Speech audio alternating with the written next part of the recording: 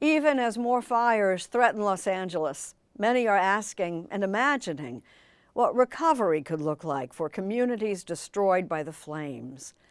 For a hint of what the future might hold, we've asked our Ben Tracy to revisit a recent story from the fire-devastated California town they call Paradise.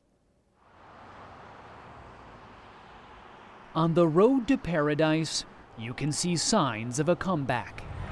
And if you want to hear what that sounds like, all you have to do is visit the only hardware store in town, the source of supplies, ma'am, are you finding everything you need okay? And ideas for people hoping to rebuild their lives. If I ever get a house, I'm gonna have these. Mike Peterson manages this Ace hardware store that somehow survived the deadliest fire in California history. But like most people here, Peterson lost his home. A year ago, these 3 homes here weren't there. When we met him a few years ago, his neighborhood was just beginning to recover. You know, I think a lot of people had their doubts about how many people would rebuild. It's nice to see the progress, for sure. Rebuilding this town nestled in the foothills of the Sierra Nevada was far from certain after Paradise was lost to the inferno known as the Camp Fire. The 2018 blaze killed 85 people and destroyed nearly 20,000 homes and businesses. So the old house sat here. Peterson didn't just rebuild. He built something meant to survive future fires. Do you feel like you're going to worry less about your home? Yes, and my insurance company loves it. He and his wife now live in this 2-bedroom home that looks a bit like a modern barn. They like the architecture, but the real selling point is that it's built not to burn. A choice many in the neighborhoods lost in the Los Angeles fires may face in the coming years. It's non-combustible. It's a product that you can't really light on fire. Vern Sneed is the owner of Design Horizons, a company building what it calls the Q Cabin, short for Quonset hut.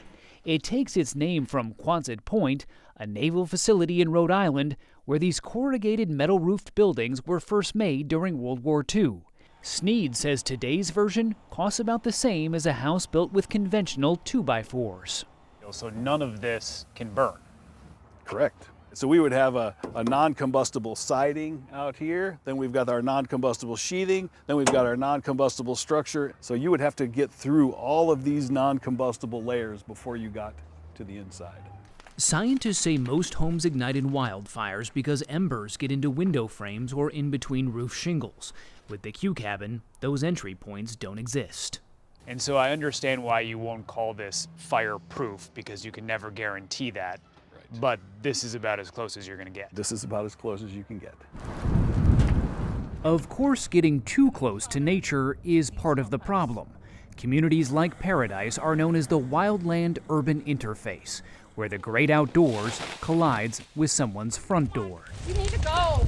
Nearly 50 million U.S. homes are now in these areas, which are prone to wildfires. When you see all of the natural disasters, especially a state like this is facing, and what we know is coming as climate change accelerates, is this the future of home building? I think non-combustible housing is the future. The campfire left behind more than burned trees and empty lots. It also transformed a lot of the people here. I think people just let go of their need to control, because we all learned that there is no such thing. It's so exciting. Gwen Nordgren is president of Paradise Lutheran Church. It's rebuilding too. So this is our gorgeous building. A 4-plex Q Cabin will eventually replace the parsonage building that once housed their pastor and was lost in the fire. Given what you've gone through, what is it like for people to see something being built out there? Well, it isn't just something. It's something like this. We're so excited about it because, it's all going to be new and beautiful and fire resistant, which is on most people's minds. It's really happening. Everybody's so excited. They plan to rent it out to 4 families to generate income for the church, which lost nearly half its members after the fire. But now people are flooding back. Businesses too. Paradise once lost is being found again. Nobody who's here gave up. This is Paradise, brother. Nobody gives up. There's a spirit in this town that was here before the fire and that's here now, and it never went away.